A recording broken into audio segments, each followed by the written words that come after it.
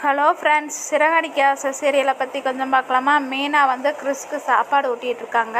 அப்போ விஜயா வந்து பேசிகிட்டு இருக்காங்க, இவன் பாட்டிக்கு இவன் தேவையில்லை, இவனோட அம்மாவும் இவனை விட்டுட்டு போயிட்டா அப்படின்னு சொல்லி திட்டிகிட்டு இருக்காங்க. இந்த முத்து வேற இவனோட பாட்டியை தேடி போயிருப்பான், அவளை எப்படி கண்டுபிடிக்க முடியும்? அவங்க அம்மா வேற ஃபாரின் போயிட்டா, இவனை வந்து இங்கே எடுத்துகிட்டு வந்து முத்துவும் மீனாவும் இவனுக்கு சாப்பாடு வேற ஊட்டி விட்டுட்ருக்குறாங்க.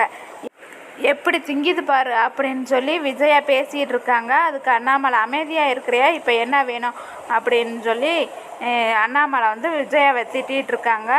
அதை வந்து அப்போ விஜயா சொல்கிறாங்க, ஏன் இப்படி சொன்னால் அவன் சாப்பிடாமையே போயிட போகிறேன் அப்படின்னு சொல்லி சொல்கிறாங்க.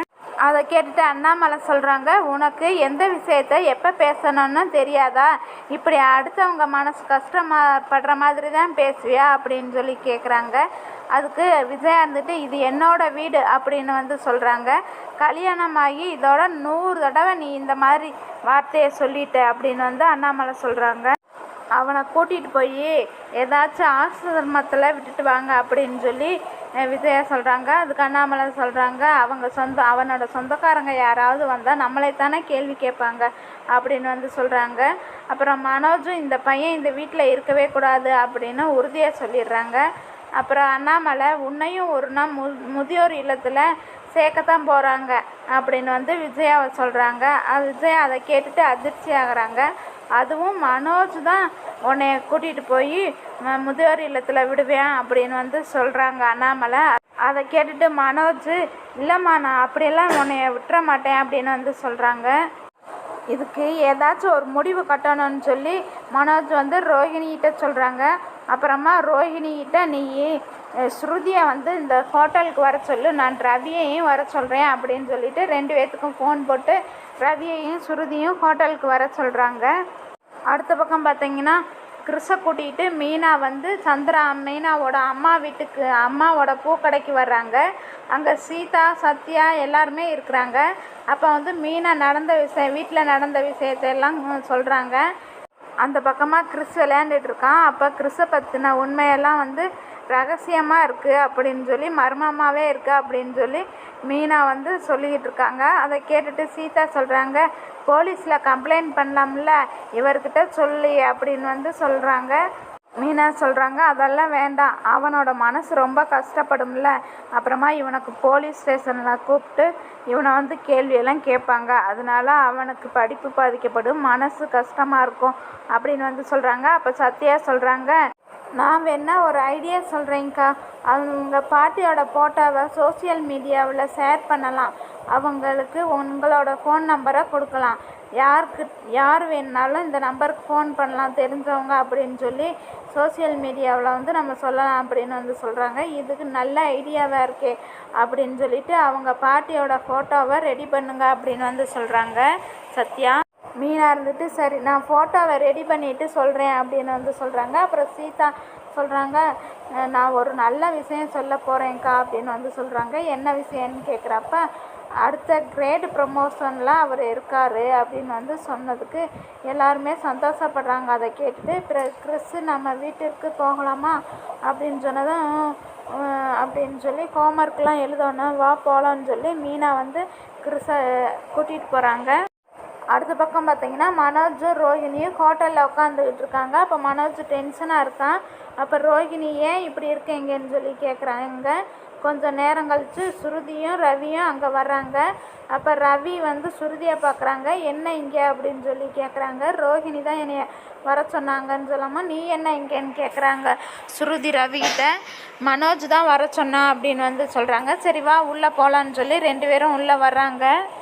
ரவி கேட்குறாங்க, இப்போ எதுக்குடா இங்கே வர சொன்னேன் அப்படின்னு சொல்லி கேட்குறாங்க. அதுக்கு மனோஜ் கேட்குறாங்க, நான் கிறிஸை பற்றி பேசுகிறதுக்காகத்தான் வர சொன்னேன் அப்படின்னு வந்து சொல்கிறாங்க. அவனை பற்றி என்ன பேசணும் அப்படின்னு வந்து கேட்குறாங்க. அவன் இந்த வீட்டில் இருக்கிறது வந்து அம்மாவுக்கும் பிடிக்கல, எனக்கும் பிடிக்கல, பெற்றவங்களுக்குமே அவங்க மேலே அக்கறை இல்லை, அவங்க பாட்டிக்குமே அக்கறை இல்லாதப்ப நம்ம வீட்டில் எதுக்கு அவனை வச்சு பார்த்துக்கணும் அப்படின்னு வந்து பேசிகிட்டு இருக்காங்க. அதுக்கு ரோஹிணி ரவியும் சொல்கிறாங்க, ஏன் அவன் இருக்கிறனால உனக்கு என்ன பிரச்சனை அப்படின்னு சொல்லி கேட்குறாங்க. மனோஜ் சொல்கிறாங்க, அந்த முத்து எப்படியும் இந்த கிறிஸை வந்து வீட்டில் இருக்கலாமா வேண்டாமான்னு சொல்லி உங்கள்கிட்ட ஒப்பீனியன் கேட்பேன். நீங்கள் வந்து நான் வந்து முத்துக்கிட்ட சொல்லுவேன், இந்த வீட்டில் அந்த கிறிஸ் பையன் இருக்கக்கூடாதுன்னு நான் சொல்லுவேன். அதுக்கு நீங்களும் எனக்கு சப்போர்ட் பண்ணணும் அப்படின்ட்டு மனோஜ் ஸ்ருதிக்கிட்டேயும் ரவிக்கிட்டேயும் கேட்குறாங்க. அதுக்கு ரவியும் ஸ்ருதியும் சொல்கிறாங்க, அவங்க பாட்டியும் தொலைஞ்சிட்டாங்க, அந்த பையன் அவங்க அம்மாவும் ஃபாரின் போயிட்டாங்க, அந்த பையன் எங்கே போவான் பாவம் அப்படின்னு வந்து சொல்கிறாங்க. அதுக்கு மனோஜ் சொல்கிறாங்க, அவங்க பாட்டி தொலைஞ்செல்லாம் போகலை, வேணும்னே அந்த பையனை இங்கே விட்டுட்டு போயிருக்காங்க அப்படின்னு வந்து அவங்க எப்படி திரும்ப வருவாங்க அப்படின்னு வந்து மனோஜ் சொல்லிகிட்டு இருக்காங்க. ஸ்ருதி சொல்கிறாங்க, அவங்க அம்மாவை வேணா கண்டுபிடிக்கலாமா அப்படின்னு வந்து சொல்கிறாங்க. அதுக்கு ரோகிணி வந்து அதிர்ச்சி ஆகுறாங்க. ஒரு வழியாக மனோஜ் கிறிஸை இந்த வீட்டில் இருக்கக்கூடாதுங்கிறதுல உறுதியாக இருக்காங்க. அதுக்கப்புறம் ரவியும் ஸ்ருதியும் சொல்கிறாங்க, அந்த பையனை வந்து நாங்கள் வீட்டை விட்டு அனுப்ப மாட்டோம்னு சொல்லி உறுதியாக சொல்கிறாங்க. அதை கேட்டுட்டு கோவமாக மனோஜ் வந்து எந்திரிச்சு போயிடுறாங்க. அதுக்கப்புறம் ஸ்ருதியும் ரவியும் பேசுகிறாங்க, எப்படியெல்லாம் இருக்கான் பாரு அப்படின்னு சொல்லி பேசிக்கிட்டு இருக்காங்க. அதுக்கப்புறம் பார்த்திங்கன்னா முத்து வீட்டுக்கு வர்றாங்க. அப்போ வீட்டுக்கு வந்தப்போ கேட்குறாங்க, மீனா என்னங்க பாட்டியோட விஷயம் எதுவும் தெரிஞ்சுட்டான்னு சொல்லி. அப்போ முத்து சொல்கிறாங்க, அவங்களைய வந்து கண்டே பிடிக்க முடியல அப்படின்னு வந்து சொல்கிறாங்க. அதை கேட்டுட்டு கிறிஸோட முகம் ஒரு மாதிரியாக வாடி போயிடுது. அப்போ முத்து கேட்குறாங்க கிறிஸுக்கிட்ட, உங்கள் பாட்டியோட ஃபோட்டோ எதுவும் இருக்காடா அப்படின்னு சொல்லி கேட்குறாங்க.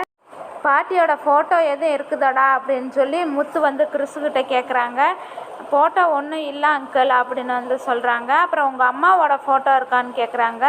அம்மாவோட ஃபோட்டோவும் இல்லை அப்படின்னு சொல்கிறாங்க. அப்புறமா முத்து ஒரு ஐடியா பண்ணி அண்ணாமலைகிட்ட ஃபோன் பண்ணி இந்த கிறிஸோட டீட்டெயில் எல்லாம் அவங்க ஸ்கூலில் வந்து ஃபோட்டோ ப்ரொஃபைலில் ஒட்ட வச்சுருப்பாங்கள்ல, அந்த மாதிரி அந்த ரெக்கார்டில் இருந்தால் எனக்கு பார்த்து அவங்க ஃபோட்டோ இருந்தால் அனுப்பிவிடுங்கப்பா அப்படின்னு வந்து சொல்கிறாங்க.